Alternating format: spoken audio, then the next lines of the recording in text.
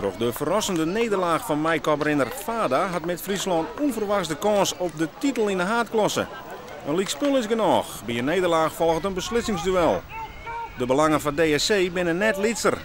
Puntverlies betreft degradatie voor de Brabanders. En die beginnen dan ook heel goed aan die wedstrijd. Nemen hier een 3-0 voorsprong terug Timo Hollering.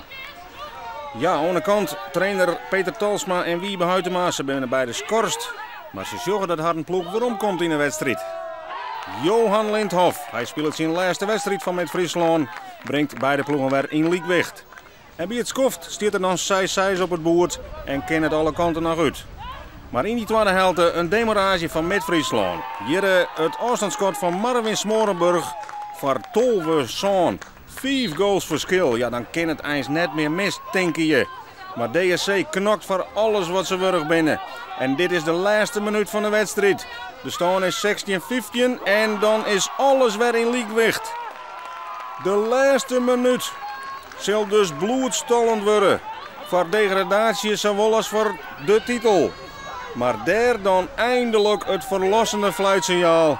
En het is Mid-Friesland met de hakken oeren sleet die het voor het eerst in haar historie kampioen wordt van de haatklasse en dus promoveert naar de ereklasse. Het is echt fantastisch. Nou ja, als het in het veld zit, dan is het misschien net zo spannend als aan de kant, maar het is wel heel mooi. Het is echt ja, super. En dus is de blijdschap groot bij de ploeg uit Grauw en Reerduzem. Want takken seizoen maar is het voor het eerst beziekje op het allerhoogste niveau, de ereklasse.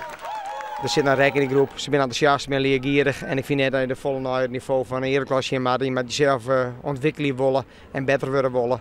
En de maat machine. Het is natuurlijk ook prachtig dat die mensen gaan vangen op Gers in Reerduzem en dat zien we nu uit.